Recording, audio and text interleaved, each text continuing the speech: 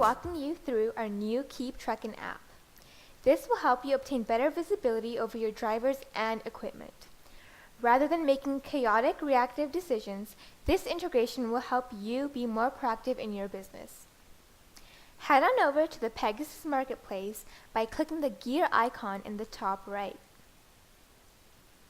Let's scroll down to KeepTruckin and click Install. You will then be prompted for your KeepTruckin API key. You will have to contact KeepTruckin in order to obtain an API key. I have already done this step in advance. Head on over to the KeepTruckin app. The API key can be found in your account by clicking Admin across the top right, and then Developers along the left. You will have the ability to request an API key from KeepTruckin, or, in my case, use a key that has already been requested. I'm going to go ahead and copy this and paste it into Pegasys. Pegasys will verify the connection with KeepTruckin and install the integration automatically.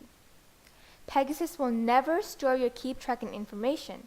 We only use it as temporary data to map your drivers to your tractors, dispatches, and shipments. The goal of this integration is to gain better visibility over your transportation business. Once installed, I'm going to go ahead and click Open. Along the top, you will see your drivers and their hours of service that have been retrieved from your ELD provider. The Open button will redirect you to that record within your ELD solution. Using this data, you will see a map view along the bottom with your fleet moving shipments real time.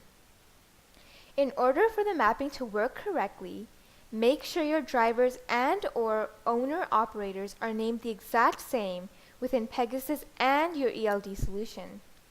Drivers will always take precedence. Each truck is also color-coded to show you their capacity if applicable. I'm going to go ahead and click Tractor 334. As you can see, a marker will appear with all of the dispatch and shipment information. Each record contains a hyperlink allowing you to jump straight to the data if you need to make any changes. Along the bottom of the marker, you will see the date this location was retrieved from your ELD and an option to open the location within Google Maps. Simply click the blue refresh button to pull this information from your ELD provider for a more accurate representation. The date and time within the button represents when the date was last retrieved. That's all for this video. Don't forget to like, comment, subscribe, and check out our Instagram and Twitter. See you in the next